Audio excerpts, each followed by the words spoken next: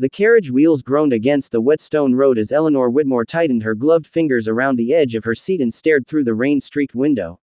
The Ozark Mountains rose like sleeping giants around the narrow road, wrapped in thick silver fog. The horses moved slowly, their hooves striking the muddy trail with uneven rhythm. Somewhere in the distance thunder rolled low and heavy.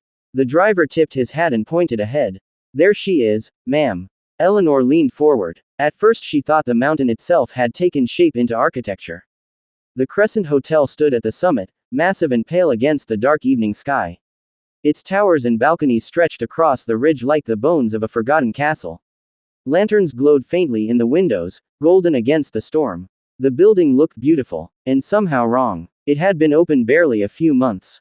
Advertisements in newspapers called it the crown jewel of Eureka Springs, the grandest resort in Arkansas.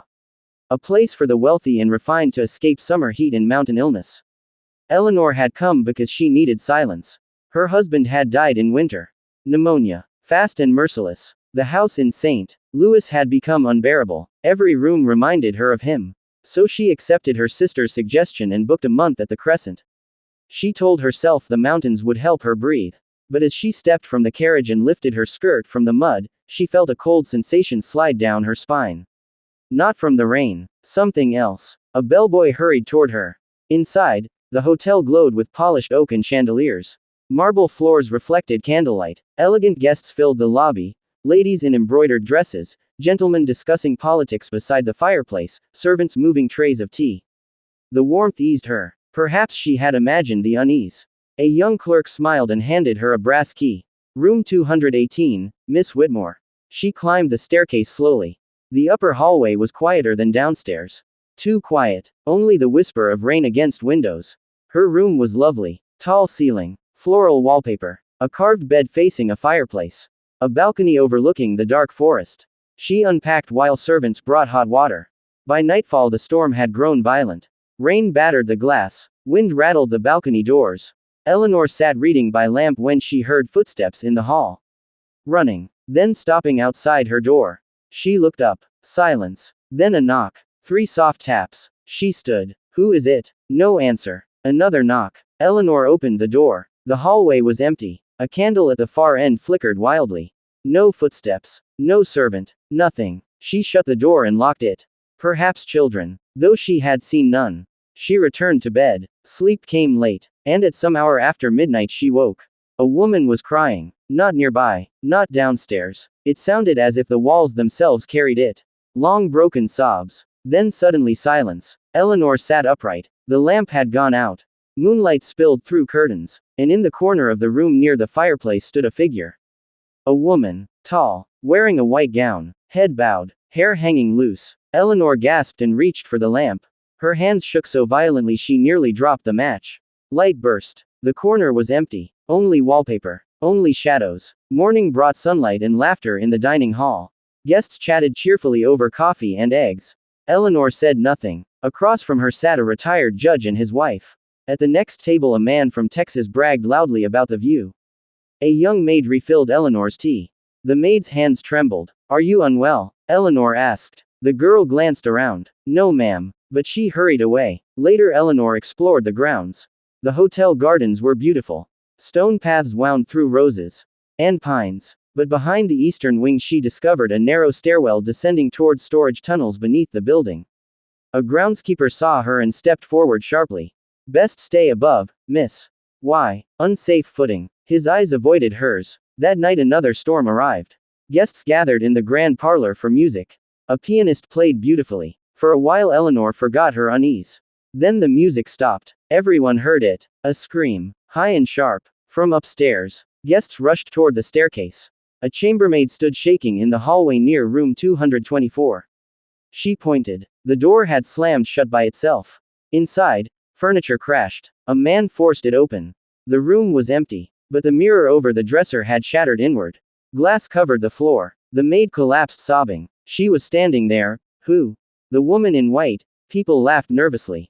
Someone said hysteria. Someone blamed drafts. But Eleanor noticed how many faces had gone pale. Later she found the maid sitting behind the laundry room. Her name was Clara. At first she refused to speak. Then quietly she whispered, "She walks the upper floors after midnight." Who? No one knows. How long? Since opening. Clara swallowed. Guests hear knocking. Crying. Footsteps. Some see her. Why tell no one? The owner says rumors ruin business. And you believe she's real. Clara looked straight into Eleanor's eyes. I saw her touch a locked door and open it. The next evening Eleanor stayed awake. Midnight passed. Wind rose. Then footsteps. Slow. Measured. In the hallway. She opened her door a crack. A pale figure moved past. White dress. Bare feet. Hair dark as rainwater. The woman glided. Not walking. Not floating exactly. Like movement between breaths. She reached the end of the hall. Stopped. Turned. Eleanor saw her face. Young. Beautiful. And terribly sad. Then she vanished. Not faded. Vanished. Eleanor stumbled backward. The hallway emptied. A bell rang downstairs. Voices erupted. Another guest had fainted. Over breakfast panic spread. One woman demanded her bags. A businessman swore someone whispered directly into his ear while he slept. A porter claimed every clock in the eastern wing stopped at 2:13. The manager tried calming everyone. But fear had entered the hotel. That afternoon Eleanor searched town records in Eureka Springs. At a clerk's office she found building permits. Land ownership. Then an older woman recognized the hotel sketch. Her face changed. You're staying there? Yes. The woman lowered her voice. That hill was cursed long before construction. Eleanor frowned. Nonsense. The woman nodded slowly. There was once a cabin there. Burned 30 years ago. Young woman died. Her name? Margaret Bell. Accident. The woman hesitated. No one knew. Eleanor returned uneasy. That night she dreamed of fire. Margaret screaming through smoke. Hands beating windows. When Eleanor woke her room smelled faintly of ash. Real ash. She checked fireplace. Cold. No fire. Ash footprints crossed the carpet toward the balcony. Then disappeared. Her pulse raced. She went downstairs. The lobby was chaos. A guest claimed he'd been locked inside an elevator shaft entrance. Another found writing on his mirror. Leave. In smeared black ash. By sunset half the guests packed to depart. Storm clouds gathered again. Lightning split sky. The roads became dangerous. No one could leave until morning. Trapped. The manager tried maintaining dignity. Candles were lit. Doors secured. Servants whispered prayers. Around midnight the crying began again. Louder than ever. From above. Guests emerged terrified. Eleanor followed the sound to the unfinished attic. Wind screamed through beams. Candles flickered. And there she stood. Margaret. White dress stained gray. Eyes shining with tears. Dozens of guests stared frozen. She lifted one hand. Pointed. Toward the floorboards beneath her feet. No one moved. The crying had stopped. The only sound was the storm hammering the roof and the sharp hiss of wind slipping through the attic beams. Margaret remained there. Pale as moonlight. Her hand trembling as she pointed downward again. Then the old wooden boards beneath everyone's feet shook violently. A loud crack split through the attic. Several guests screamed and stumbled backward. The manager shouted for lanterns. Two men rushed forward with crowbars from the maintenance room while Eleanor stood frozen, unable to pull her eyes from the place Margaret had indicated. The boards splintered under the first strike. Dust rose thick into the air. Another strike. Then another. The wood finally gave way. A black hollow space opened beneath. The lantern light revealed scorched beams. Broken stones. And a narrow chamber buried under the hotel itself. For a second nobody breathed. Then Clara gasped. Inside the chamber lay bones. Human bones. Curled tightly against the wall as if whoever had died there had tried desperately to escape. A rusted iron latch lay near the entrance. And beside it, half buried in soot and dirt, rested a silver necklace with a tiny moon pendant blackened by age. An older servant dropped to her knees. Oh dear God, she stared at the pendant with terror. I know this. Everyone turned. Her hands shook. When I was a girl, Margaret Bell wore this every day. The manager's face lost all color. Eleanor stepped toward him. You knew. He couldn't speak. His mouth opened. Closed. Then finally he whispered. When construction began, workers found remains. A murmur spread. Why were they hidden? Because the investors feared scandal. His voice cracked. They ordered us to bury everything and say nothing. Lightning flashed across the attic windows. At that exact second every lantern went out. Darkness swallowed the room. Women screamed. Someone fell. The storm roared louder than before. And then Eleanor felt something icy brush past her shoulder. A whisper. Soft and trembling. Tell them. The lanterns burst back to life. Margaret stood in the center of the attic. Clearer than ever. Her white dress stained with ash. Dark hair hanging around her shoulders. But her face no longer looked frightening. It looked broken, heartbroken. Tears streamed down her pale cheeks. Then slowly she lifted both hands. And the attic changed. Not truly. But everyone saw it. Like stepping into another time. The wooden beams disappeared. The lanterns became candlelight. The hotel vanished. And in its place stood a small cabin on the same hill. Margaret appeared alive, warm, human, laughing as she placed flowers in a jar. Outside, thunder rolled. Then shadows approached. Men from town. Faces hard. Torches in their hands. Eleanor watched helplessly. Margaret opened the cabin door. Confused. Then afraid. One man shouted. Another accused her. Calling her cursed. A witch. Bringing sickness. Bringing storms. Margaret begged. The crowd ignored her. Someone shoved her back inside. The door slammed. An iron latch locked. Fire struck the walls. The cabin exploded with flame. Margaret screamed. Pounded windows. Begged to be let out. No one moved. They watched. Until smoke swallowed her. Until the screams ended. Then the vision vanished. The attic returned. Guests staggered in horror. Several began crying openly. The manager collapsed against the wall. The truth had been hidden for decades. Margaret had not died by accident. She had been murdered. Burned alive because frightened people wanted someone to blame. The storm outside turned violent. Windows slammed open. Wind tore through the attic.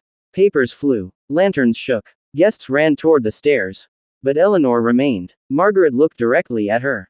Not angry. Only pleading. Eleanor stepped closer. We know now. Margaret's face softened. You were wronged. The spirit trembled. The wind weakened. You're not forgotten. For the first time Margaret smiled. A small fragile smile. Then her body became mist. Silver in lantern light. And disappeared. The storm ended instantly. Silence filled the hotel. Deep unnatural silence. No wind. No thunder. Only breathing. Morning sunlight poured through every window. Bright and peaceful. Authorities arrived from town. The remains were removed with care. The sheriff questioned the oldest residents. Eventually 3 elderly townspeople admitted what had happened. They had been children then. They remembered whispers. Fear. Adults blaming Margaret after fever spread through nearby farms. No evidence. No reason. Only panic. And panic had turned cruel. Margaret Bell was buried properly in the cemetery overlooking Eureka Springs. A simple stone marked her grave. Beloved daughter. Gone too soon. Eleanor attended with Clara and dozens of townspeople. Many cried. Some prayed. Others stood in silence unable to meet each other's eyes. The hotel remained nearly empty for weeks. Word spread quickly. Travelers whispered about the haunting on the hill. The woman in white. The hidden bones. The night the dead revealed the truth. Some called it nonsense. Others swore it happened exactly that way. Eleanor stayed longer than planned. She no longer feared the Crescent. The hallways felt lighter. The air warmer. No knocking came after midnight. No crying echoed through walls. No mirrors shattered. One evening she stood on the eastern balcony as sunset painted the mountains gold and crimson. The pine trees below moved gently in the breeze. Then she saw someone near the garden path. Margaret. Wearing white. No ash. No tears. Just peaceful. Her hair moved softly in the wind. She looked up. Smiled once. And faded into evening light. Eleanor felt tears rise. Not from fear. From relief. Something in her own grief loosened. For months she had carried the weight of losing her husband. Silence. Pain. Loneliness. But standing there she understood something. The dead were not always monsters. Sometimes they stayed because truth remained unfinished. Because pain remained unheard. Because love or sorrow had nowhere else to go. Years passed. The Crescent Hotel welcomed new guests. Music returned. Laughter returned. Elegant dresses and champagne and dancing beneath chandeliers. But strange things still happened. Not frightening. Not violent. Just enough to keep stories alive. A gentle knock at a door when nobody stood outside. Footsteps in an empty corridor. The faint scent of smoke during storms. A figure in white crossing the garden at dusk. And every year on the anniversary of Margaret's burial, all candles in the eastern hall flickered at once at exactly 2:13. Then steadied again, as if someone passed quietly among them. Watching. Remembering. Waiting only long enough to know she had not been forgotten. Travelers still climb the mountain today and stare up at the old stone hotel wrapped in fog. Most admire its beauty, its towers, its balconies, its history. But when storms gather over the Ozarks and thunder rolls low through the trees, guests sometimes wake suddenly in the dark. They hear footsteps outside their room. Slow, measured, then 3 soft knocks. They open the door. No one is there. Only the long candlelit hallway. The windows rattling faintly. And at the far end, for just a heartbeat, the shape of a woman in white. Watching. Peaceful. Then gone. For nearly a month after Margaret's burial, the Crescent Hotel settled into an uneasy calm. New guests arrived. Fresh flowers decorated the lobby. Servants polished every brass rail and scrubbed every window as if brightness itself could erase what had happened. By day the hotel felt alive again. Ladies walked the garden paths with parasols open against the summer sun. Men gathered in the grand parlor over whiskey and newspapers. Music floated through the corridors every evening. And yet no one truly forgot. People still lowered their voices when passing the eastern wing. No maid volunteered to clean the attic alone. And every servant crossed themselves quietly before locking doors at night. Eleanor noticed the fear had changed. Before, the hotel felt haunted by something unknown. Now the unknown had a name. Margaret Bell. A real woman. A stolen life. And somehow that truth felt heavier than ghost stories ever had. One warm evening Eleanor sat near the balcony reading when Clara knocked softly. The maid looked pale. There's something wrong. Eleanor stood immediately. What happened? The clocks. What about them? Clara swallowed hard. All of them. They hurried downstairs. Guests crowded the main hall whispering nervously. The grandfather clock beside the staircase had stopped. Its hands frozen. 2:13. A servant entered from the dining room. The kitchen clock too. Then another. And the west hall. Every clock. Every pocket watch. Every mantel clock in the building. All stopped at precisely 2:13. A strange pressure filled the air. Like the mountain itself was holding its breath. Then from upstairs came footsteps. Slow. Measured. The exact sound Eleanor remembered from before. Everyone heard them. A woman gasped. A glass shattered in someone's hand.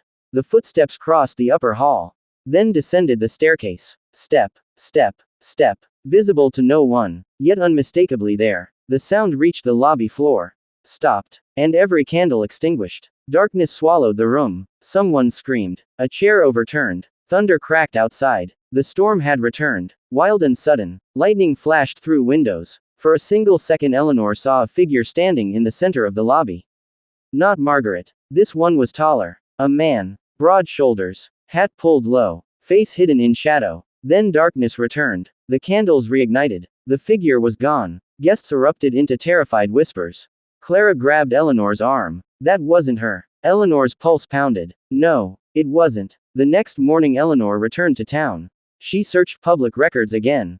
Deeds. Land purchases. Tax ledgers. Anything tied to the hill before the hotel was built. Hours passed. Then she found a name. Samuel Rourke, owner of the cabin property in 1854. Margaret Bell's neighbor. A witness listed on several town documents. An old woman at the courthouse recognized the name instantly. Her expression darkened. Samuel. Yes. He was feared. Why? The woman folded trembling hands. He led the mob. Eleanor's breath caught. He accused Margaret first. Because. The old woman hesitated. Then quietly said, she rejected him. Eleanor stared. Samuel wanted to marry her. When she refused, sickness spread through town. Livestock died. A child developed fever. And he blamed her. The woman nodded. People listened. A cold weight settled in Eleanor's stomach. Samuel had murdered her. Not panic. Not superstition alone. Something crueler. Personal. She hurried back toward the hotel beneath darkening clouds. Storms had become common since Margaret's grave was uncovered. By evening thunder rolled across the mountains again. Guests stayed close to fireplaces. The manager doubled staff in every hallway. But fear spread fast. At 2:13 exactly every clock stopped again. Then a crash thundered from the attic. Eleanor and Clara ran upstairs with several servants. The attic door had burst open. Inside lanterns swung violently. Wind tore papers from shelves. And in the center of the room stood Margaret. Facing the far wall. Across from her stood the shadow of a man. Samuel. His face twisted with rage. His body looked burned black around the edges as if fire still clung to him.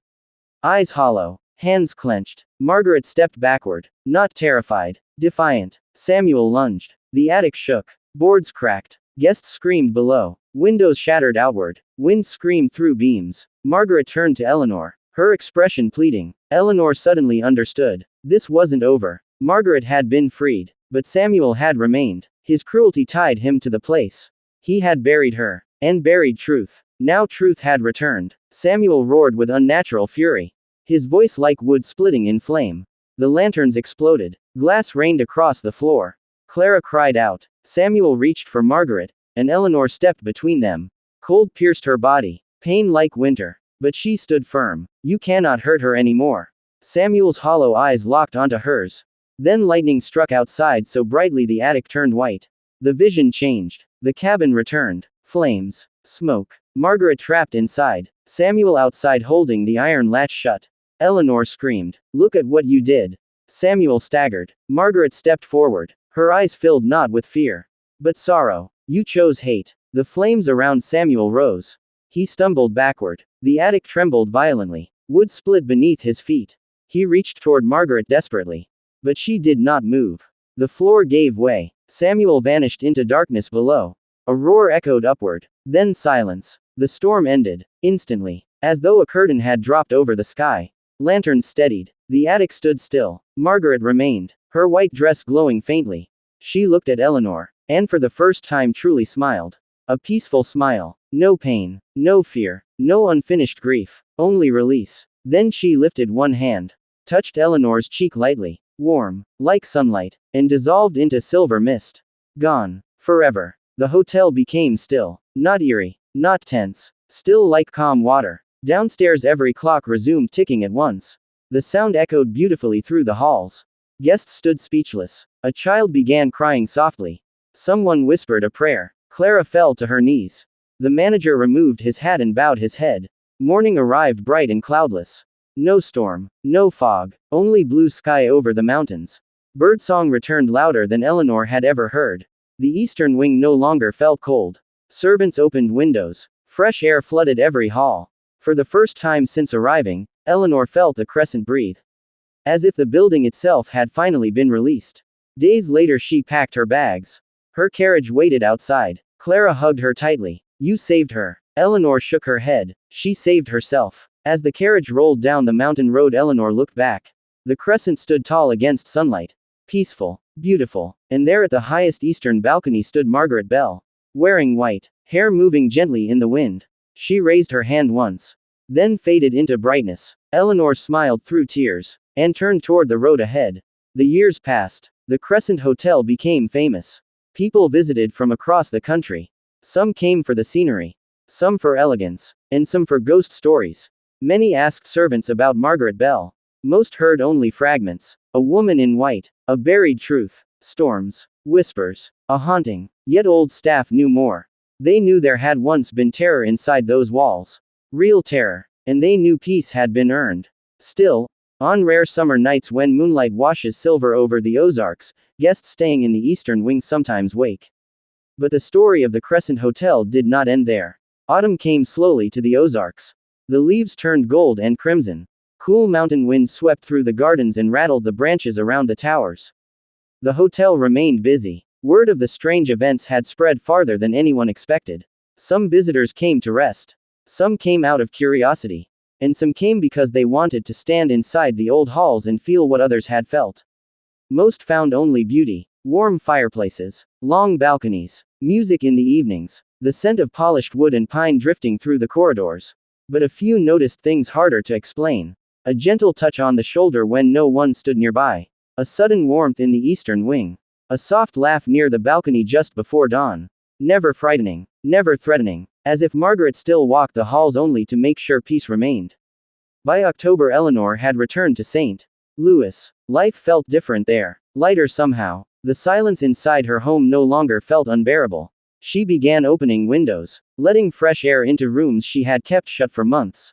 She visited friends again. Wrote letters. Read books she had ignored since winter. But she thought often about the Crescent. And about Clara. One afternoon a letter arrived. Eleanor recognized Clara's careful handwriting immediately. She opened it beside the window. Miss Whitmore, forgive me for troubling you. I would not write unless I truly needed your help. Something has happened. The hotel is peaceful still. Margaret has not returned. But strange things have begun again. Not like before. Different. Please come if you can. I fear something beneath the hotel has awakened. Eleanor read the words twice. Then packed that evening. 3 days later her carriage climbed the mountain road once more. Fog curled around the trees. The Crescent stood against the pale sky exactly as she remembered. Yet the moment she stepped out she felt it. A heaviness. Not grief. Not sorrow. Something deeper. Like the mountain was uneasy. Clara met her in the lobby. Her face looked exhausted. What happened? Clara led her aside. It started 2 weeks ago. What started? The basement. Eleanor frowned. I thought it was sealed. It was. Clara lowered her voice. Workers repairing pipes found an old stone passage behind the storage tunnels. A chill touched Eleanor's skin. What's inside? We don't know. Why? Because every man sent down there came back terrified. That night Eleanor joined Clara and the groundskeeper with lanterns. They descended the narrow stairs behind the eastern wing. The stone walls were damp. Cold air drifted upward. At the bottom stood a newly broken section of brick. Beyond it stretched a dark tunnel carved directly into the mountain. The lantern light barely touched the walls. Strange markings covered stone. Deep scratches. Symbols. Not carved recently. Old. Very old. The groundskeeper muttered a prayer. They moved carefully. The tunnel sloped downward, then widened into a hidden chamber. Eleanor lifted her lantern. Wooden beams. Broken furniture. Dust thick as blankets. And in the center, a circle of stones. Inside the circle lay burned pieces of cloth and old rusted tools. Clara whispered, "What is this?" The groundskeeper stared. An old meeting place. For what? He hesitated. My grandfather told stories. Eleanor looked at him. What stories? Years ago, before Margaret, there were townsfolk who met here. His voice dropped lower. They believed the mountain belonged to spirits. Clara stepped back nervously. And they offered things. Eleanor's pulse quickened. Offered what? He swallowed. Animals. A long silence followed. Then a sound echoed from deeper inside the tunnel. Footsteps. Heavy. Slow. Nothing like Margaret's. Lantern flames bent sharply. Cold rushed through the chamber. Then from the darkness appeared a figure. Tall. Massive. A man wrapped in black. Face hidden. Not floating. Walking. Every step echoing through stone. Clara gasped. The groundskeeper nearly dropped his lantern. The figure stopped near the stone circle. Then lifted one arm. And pointed upward. Toward the hotel. Before Eleanor could move, the lantern flames exploded outward. Darkness. Clara screamed. The chamber shook. Rocks fell from the ceiling. Eleanor stumbled backward and struck the wall. When her vision cleared, the figure was gone. Only the sound of footsteps retreating deeper underground. They ran. Back through the tunnel. Up the stairs. Into the hotel. The lobby was chaos. Guests crowded everywhere. The chandeliers swung violently. Windows rattled. And every door in the eastern wing slammed open at once. Bang. Bang. Bang. The manager rushed over, pale with terror. What did you do? Eleanor ignored him. She looked toward the staircase. A black shape stood at the top. Watching. Not Margaret. Not Samuel. Something older. Then lightning flashed. And it vanished. No one slept. By morning Eleanor searched records again. This time older. Church records. Settlement notes. Newspapers. And she found it. In 1834 settlers wrote of strange rituals beneath the hill. A secret gathering called the Circle of Crescent Ridge. They believed mountain spirits could grant health and wealth. The leader's name chilled her. Jonah Mercer. A wealthy landowner. He vanished one winter after entering the tunnels alone. Never found. Yet his followers kept meeting for years. Until the practice ended. Or so everyone believed. Eleanor returned to the hotel with papers in hand. The sky darkened again. Clara read over her shoulder. So he died beneath the hill. Or stayed there. The hotel trembled. A glass shattered. Thunder exploded overhead. Then the grandfather clock stopped. 2:13. Again. Footsteps echoed upstairs. Heavy. Slow. The black figure appeared at the landing. Jonah Mercer. His face finally visible. Eyes hollow. Skin gray as stone. Mouth twisted into something not human. Guests screamed and fled. He descended one step at a time. The air froze. Candles bent sideways. Eleanor stood rooted. Jonah lifted one hand. The tunnel below rumbled. The hotel groaned. Wood cracked. As if the mountain itself was waking. Then suddenly, a warm breeze touched Eleanor's shoulder. She turned. Margaret stood beside her. Bright. Peaceful. White glowing softly. She looked toward Jonah. Then toward Eleanor. Understanding hit instantly. Jonah had fed fear for decades. Margaret had protected the hotel from worse than herself. Even in death. Jonah lunged. The lobby exploded with wind. Furniture overturned. Glass burst inward. Margaret stepped forward. Her light brightened. Jonah roared. Stone cracked beneath him. The tunnel below opened. A jagged line across the lobby floor. Darkness split upward. Jonah tried pulling himself free. But Margaret raised her hands. Light filled the room. Brilliant and blinding. Eleanor shielded her face. The roar became a scream. Then silence. When the light faded, the crack had sealed. Jonah was gone. The air warmed. Candles steadied. Margaret turned one final time. She smiled at Eleanor, a smile full of peace. And faded like sunlight through fog. Gone again. Forever. Outside, the clouds broke. Moonlight poured over the crescent. Guests slowly emerged from hiding. The manager stared around speechless. Nothing moved. Nothing rattled. Only stillness. A clean stillness. The next morning, workers sealed the tunnels permanently. Stone and iron. The mountain remained quiet. No more footsteps. No clocks stopping. No strange shadows. Years later, visitors still came asking about ghosts. And the staff always smiled politely. Most denied everything. But some older servants knew. They knew the Crescent had once stood between darkness and light. Between cruelty and darkness and light. Between cruelty and mercy. Between the secrets men buried and the truths that refused to stay hidden. Time moved forward. Winter covered the Ozarks in white. Snow gathered on the Crescent Hotel balconies and lined the roof in glittering frost. The mountain looked peaceful, almost untouched. But everyone who had witnessed the terrible autumn carried the memory with them. Clara remained at the hotel. The manager stayed too, though he had grown quieter. He no longer dismissed stories. No longer ordered servants to ignore whispers. Instead, every evening before the candles were lit, he walked through the eastern hall himself and checked every window and door. Sometimes he paused, listening, as if expecting something, but nothing ever answered. December brought the season's first grand holiday celebration. Guests arrived in heavy coats and elegant dresses. The lobby glowed with garlands and candlelight. A towering pine tree stood near the staircase decorated with ribbons and ornaments.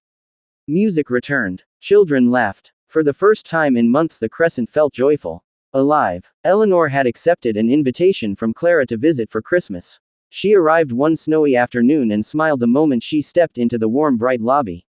It truly felt different. Peaceful. Safe. That evening, everyone gathered near the tree. A pianist played while servants served warm cider. Snow drifted softly beyond the tall windows. Eleanor almost forgot everything the hotel had been through.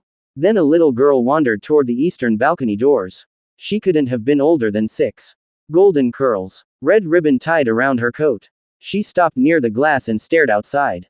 Then smiled. Her mother noticed. Emily. The child pointed. Who is that lady? The room went silent. Eleanor slowly turned. Through the snow near the balcony stood a woman dressed in white. Margaret. Calm and radiant. The little girl waved. Margaret smiled gently, then disappeared into falling snow. The child laughed happily. Did you see? Adults exchanged nervous looks. But Eleanor felt no fear. Only warmth. Clara squeezed her hand. She's still here. Yes. Watching. Eleanor nodded. Protecting. That winter storms battered the mountains. Wind screamed through the trees. Ice coated the cliffs. Yet the hotel remained calm. No doors slammed. No strange shadows crossed halls. No clocks stopped. Margaret's presence felt peaceful, almost comforting. Then one bitter January night something changed. The storm outside became violent beyond reason. Thunder shook windows. Snow blew sideways. A traveler arrived just before midnight. He pounded on the front doors half frozen. The staff hurried him inside. Tall, bearded, dark coat covered in ice. He introduced himself as Thomas Mercer. Eleanor felt her stomach tighten. Mercer. He warmed himself near the fire. Then casually mentioned his grandfather. Jonah Mercer. The entire room fell silent. Thomas looked around confused. What? The manager stepped forward carefully. You know this hotel's history. Thomas laughed. Family legends mostly. What legends? That my grandfather vanished in these mountains hunting treasure beneath the ridge. Eleanor exchanged a look with Clara. Treasure. Thomas reached inside his coat and removed an old leather journal. My father gave me this before he died. He placed it on the table. Jonah Mercer's name marked the front. Thomas opened to yellowed pages. The handwriting grew wild and frantic near the end. He read aloud. The mountain gives power. The circle obeys. One more offering and the gate opens. The room felt colder instantly. Thomas frowned. There's more. He turned pages. Eleanor stepped closer. The final lines made her blood freeze. If I fail, blood of Mercer may open it again. Silence. Thunder crashed overhead. And downstairs, from beneath the sealed tunnels, came a deep pounding. Boom, boom, boom. Thomas looked up sharply. What was that? The pounding came again. The tree ornaments trembled. Candles flickered. The sealed stone below groaned. Guests screamed. The manager shouted for everyone to move back. A crack spread across the lobby floor. Snow blew inward through windows. And a voice echoed up from below. Low, ancient, hungry. Thomas stumbled backward. No. Eleanor grabbed his arm. What did Jonah open? Thomas shook violently. I don't know. Another boom. Stone shattered below. A black mist rose through the crack. Twisting upward. Thicker than smoke. Moving like something alive. Margaret appeared instantly near the staircase. Brilliant white. The mist hissed. Thomas stared in horror. She's real. Margaret turned toward him. Then pointed at the journal. Eleanor understood. She snatched it. Flipped desperately through pages. Near the back a symbol appeared. A circle broken by a cross. Instructions written beneath. Close the gate with blood returned. Thomas looked terrified. My blood. Yes. The crack widened. Darkness climbed higher. Margaret held it back with blinding light, but Eleanor saw a strain in her face. Thomas swallowed. Then took Eleanor's pocketknife. Cut his palm. Blood dripped onto the symbol. The journal burst into flame. Wind exploded through the lobby. The black mist screamed. The crack trembled violently. Margaret raised both hands. The light became unbearable. Thomas fell backward, shielding his face. Eleanor shut her eyes. Then, silence. When she looked again, the crack had vanished. The flames were gone. Only ashes remained where the journal had burned. Margaret stood near the staircase, glowing softly. Her eyes met Eleanor's. Then Thomas. He whispered shakily. My grandfather. Margaret's face turned solemn. Then she nodded once. A forgiveness Thomas didn't deserve but desperately needed. Tears filled his eyes. I'm sorry. Margaret smiled faintly. And faded into the candlelight. Snow outside slowed. The storm broke. Guests emerged trembling. Thomas stayed until dawn. Then quietly left the mountain forever. Years passed after that. No darkness returned. No secret tunnels opened. The Crescent Hotel became known for elegance and mystery. Stories traveled across states. Some exaggerated. Some invented. But hidden inside every tale remained truth. That a woman wronged by fear saved the place where she suffered. That courage stood against darkness when no one else would. That some spirits remain not to haunt, but to guard. And even decades later, on silent winter nights when snow drifts across the mountain and candles glow warm behind old glass windows, a figure in white can sometimes be seen on the highest balcony. Looking over the trees, watching every path, protecting every soul beneath that roof. Then disappearing with the wind before dawn. And the Crescent Hotel stands quietly against the mountain sky, still beautiful. Still mysterious. Still remembering every secret buried beneath its stone. And anyone who spends long enough there eventually understands why the guests of 1886 were so terrified. Because they were never just trapped in a haunted hotel. They were standing in a place where the dead remembered everything. And where the mountain itself refused to let the truth stay buried.